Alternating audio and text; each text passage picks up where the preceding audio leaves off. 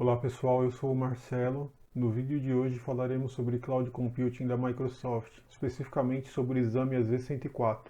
Fiz o exame na última quinta-feira e felizmente eu fui aprovado. Por isso eu quero compartilhar com vocês qual foi a metodologia de estudo que eu usei para ser aprovado em apenas um mês de estudo focado. Para esse projeto eu comecei minha jornada no dia 31 de maio, quando se iniciaram as minhas férias.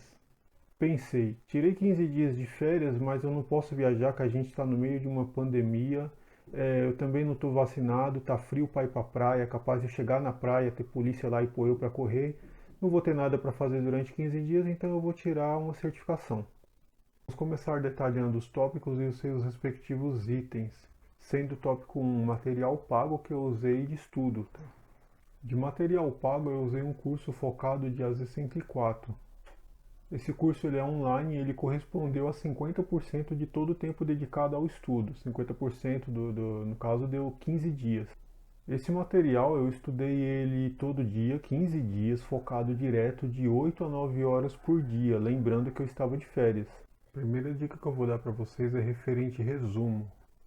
Para cada prova de certificação que você vai fazer, ou para cada curso novo que você esteja fazendo, cada tecnologia que você tem que aprender, faça uso de um bom resumo.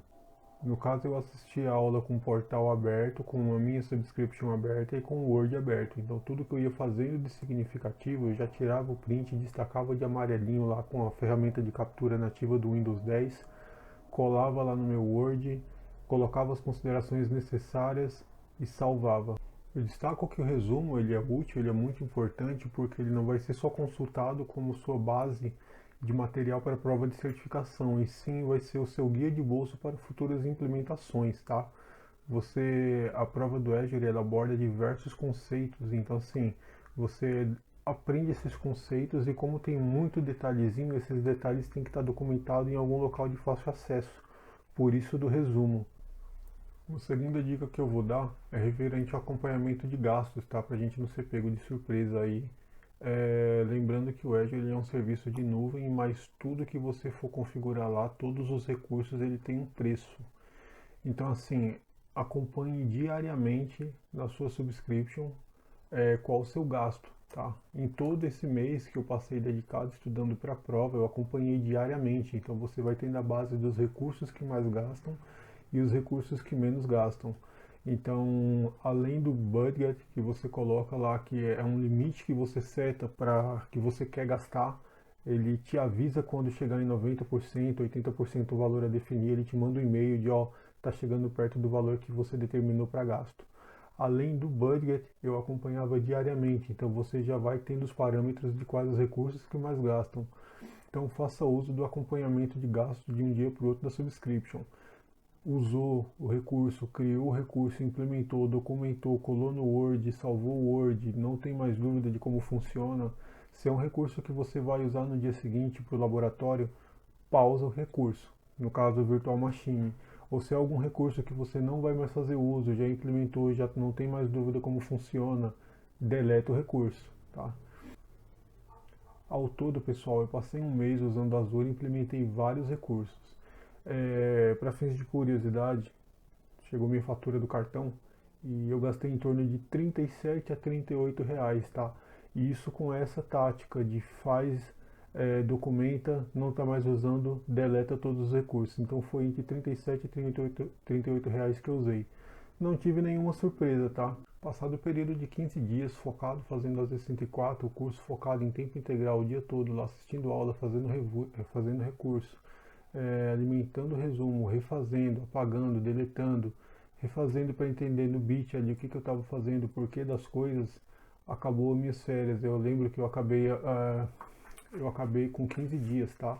Então, de um mês corrido, foram 15 dias dedicados fazendo o curso, refazendo o lab, tudo isso que eu estou comentando aí com vocês. Esse foi a maior parte do tempo. Depois do 15º dia, eu voltei a trabalhar. Aí eu não tinha 8 horas de disponibilidade para ficar focado. Então eu passei mais 15 dias consumindo material online, consumindo bastante material online, cerca de 2 horas, 2 horas e meia por dia, tá? Entre esses materiais online que entrariam na categoria de materiais free que eu usei no estudo, estão muitos simulados, estão vídeos de pessoas abordando as provas, vídeos de pessoas que já fizeram as provas, documentação oficial. É importante você ler toda a documentação oficial da Microsoft antes de fazer a prova, porque a prova ela é atualizada, tá? São implementados novos recursos, são cobradas novas tecnologias, algumas tecnologias eles passam a cobrar menos. No caso eu estou falando de julho de 2021, eles começaram a cobrar Lifecycle Management, né? Que é um subitem lá dentro de Blob. Então esse é um item novo. Então hoje, se você for fazer a prova, já saiba que vai ser cobrado isso. Então é importante, se você for fazer a prova daqui a algum tempo, sempre se basear no material oficial da Microsoft. Porque se tiver algum item a mais ou a menos, você não vai ser pego de surpresa. Já vai estar detalhando lá. Pessoal, vamos falar um pouquinho agora sobre a prova em si, tá? Eu tive alguns percalços no dia da prova, exatamente na hora da prova, então eu quero dar algumas dicas para vocês não passar pelas mesmas situações. Para quem tiver condições, fazer a prova no notebook, tá? Porque ele tem bateria, de preferência um notebook que segure a bateria, não aquele que pisca a luz e ele vai desligar. Pega um emprestado, se for o caso. E a situação que eu tive aqui foi o seguinte: o notebook que eu uso é o mesmo notebook que eu trabalho, né? É o notebook da firma. Então o que que aconteceu? Na hora da validação da prova, ele cismou que tinham softwares abertos, que não tinha mais nada executando na máquina. Chequei gerenciador de tarefas, chequei tudo e não aceitava, não estava validando, não estava deixando eu iniciar a prova. Então assim, eu fiquei mais tenso do que o normal, porque eu tive um atraso de cerca de 10, 15 minutos aqui com o notebook. Então, no dia que você for fazer a prova, de repente pega um notebook, um notebook que você não tenha nada instalado, tá? No caso aqui, o meu não teve jeito. Quem me socorreu foi a minha esposa. Eu peguei o notebook dela que ela usa para fins pessoais, não tinha nada instalado, Hyper-V, não tinha TeamViewer, não tinha nada executando, estava zero bala. Foi esse notebook que me salvou. Então, certifique-se de que você vai usar um notebook, e se for o caso, você tem um notebook reserva, porque se acontecer de cair a luz, você não vai cair sua conexão.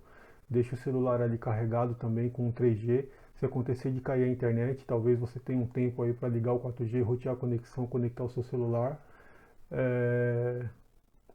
O notebook reserva, tá? Ou garante que o seu notebook de repente está com uma instalação limpa. Faça o teste, tá? Faça aquele teste. Eles mudaram o sistema. Antes o sistema era da Personview e eu não tive problema com esse sistema. Eu fiz outras certificações ano passado, não tive problema nenhum. Porém agora o sistema é da Psy e a Psy encrencou com o meu notebook. Talvez se eu tivesse feito antes, eu já tinha descoberto, já tinha tido algum tempo a mais para corrigir, tá? O problema, como eu deixei para fazer no dia, que é o mesmo notebook que eu usei do ano passado, não sabia que tinha mudado o sistema. Fui pego de surpresa, felizmente deu tudo certo, que eu tinha um segundo notebook aqui à disposição. Então tenha certeza que o seu notebook ele vai atender aos requisitos da prova para você não ficar mais tenso do que o normal, porque no dia da prova o seu notebook não vai entrar não vai deixar você iniciar o exame porque alguma coisa do validação de compliance não vai estar sendo atendida. A prova em si foram 3 sessões, que totalizaram 60 questões cravado. A primeira sessão teve um cenário de caso, que no caso é apartado das questões da prova. Teve alguma outra coisa lá que eu tive que responder. E 44 questões da avaliação. Ao término você já recebe lá o retorno se você está aprovado ou reprovado. Vá bastante preparado para a prova, tá? Vá muito preparado. Eu passei um mês estudando. Estudei muito, fiz resumo, 8, 9 horas por dia, faz lab, refaz lab, material, tira print, corrige documentação. O meu resumo, pessoal, o livro oficial da Microsoft tem em torno de 500 páginas. O meu resumo, claro, não é só string, não é só texto, tem muita imagem, mas o meu resumo ficou batendo seguramente 400 páginas. Então, assim, é muita coisa, é muito detalhe para estudar. Eu recomendo que se você for fazer a Z104, você vá com plena certeza que você estudou bastante para você não ser pego de surpresa. É muita coisa que vai ser abordado, que vai ser cobrado. Por via das dúvidas, é melhor você ter estudado coisa a mais e chegar lá e ser aprovado do que você ter estudado coisa a menos, chegar lá e tomar pau na prova. Então eu recomendo que revise toda a documentação, não economize no resumo, na material, na documentação que você vai usar e vá fazer a prova com plena certeza, tá? Essa prova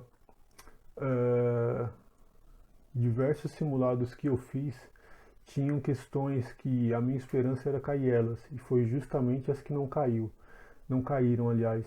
Questões do tipo, preciso validar um domínio, qual que é o registro DNS que eu coloco? É MX, é TXT? E das 60 questões, pessoal, essas babinhas não caiu nenhuma. De registro, essas questões de bônus, não tive a felicidade.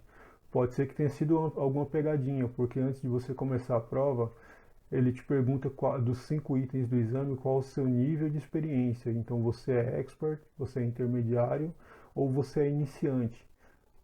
Eu coloquei que sou iniciante. Então eu não sei se isso daí foi de repente uma pegadinha. Eu coloquei que sou iniciante e essas questões facinho de validação de DNS, essas questões que deveriam ser questões de bônus, para mim não caiu nenhuma. Então vá muito preparado para você não correr o risco de chegar na prova e ser surpreendido. Quem faz esses exames é um time de especialistas e eles revisam questões. De repente, se essas questões muito básicas, depois de um tempo eles até tiram elas, tá? Porque para mim, de validação de DNS, essas coisas não caiu. Caiu bastante Kubernetes, é, container caiu também, subnet caiu demais, subnet, NSG, VM também caiu, caiu muita coisa de rede também.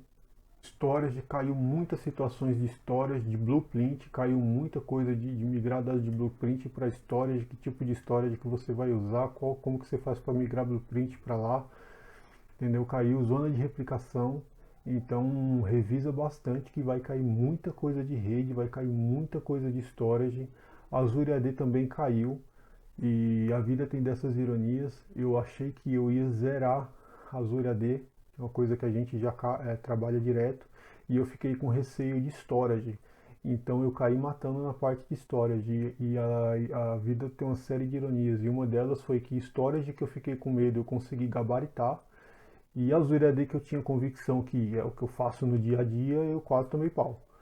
Fiquei com 40% e storage foi 100%. Então esse tópico que você tem mais segurança, revisa, porque com certeza vai ter detalhe a mais de invoice, que é alguma coisa que você não trabalha, que na prova pode ser que caia e pode ser que você seja surpreendido igual eu fui. Felizmente, mesmo sendo surpreendido com a parte de Azure AD, eu já tinha estudado tanto a parte de storage e network, eu consegui ser aprovado. Então, se você tiver com plena certeza de que já trabalha com Azure AD, dá uma revisada a mais, vê o que pode cair, faça bastante simulado, porque com certeza pode ter algum detalhe que você não trabalhe e que vai ser cobrado no seu exame. Pessoal, o vídeo de hoje eu vou encerrando ele por aqui, tá? Qualquer detalhe a mais que for surgindo, que eu for me recordando, como eu fiz a prova na quinta agora, está bem fresco, todo link relevante eu vou colocando na descrição do vídeo, tá? Para o vídeo não ficar muito grande, não ficar muito maçante, toda informação relevante eu vou colocando aí na descrição do vídeo. O intuito do vídeo não vai ter muita formatação, o intuito do vídeo é divulgar para o máximo de pessoas possíveis que queiram fazer a prova para ninguém correr o risco de ser pego de surpresa, tá? Então, no meu caso, eu estava de férias, como a gente está vivendo essa questão da pandemia, eu tive a disponibilidade de estudar de 8 a 9 horas por dia. Felizmente eu tive êxito, tá? Então foram 15 dias fazendo, refazendo o curso, 8 a 9 horas por dia. Curso da TFTech, curso bacana, bem completo. Abrangeu aí cerca de 70% das questões da prova. Tive que complementar, sim, com materiais oficiais, com experiência de outras pessoas.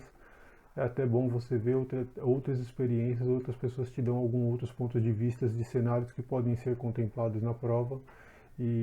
Mas o curso da TFTech ele foi excelente, é tanto que a próxima prova que eu vou fazer, que eu pretendo fazer nos próximos meses, que é a parte da Z301, eu também quero acompanhamento desses caras, porque o material deles é muito bom. O Rafa Andrade, a didática dele, eu achei sensacional, tá?